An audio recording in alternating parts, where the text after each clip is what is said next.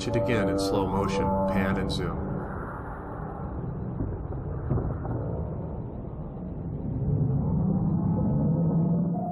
Alex does a great job here of anticipating the kick, stepping forward, underhooking the leg, and then delivering the knockout blow. Classic Thai turn body mechanics, minus the 180 recovery of course, because there is no point in context.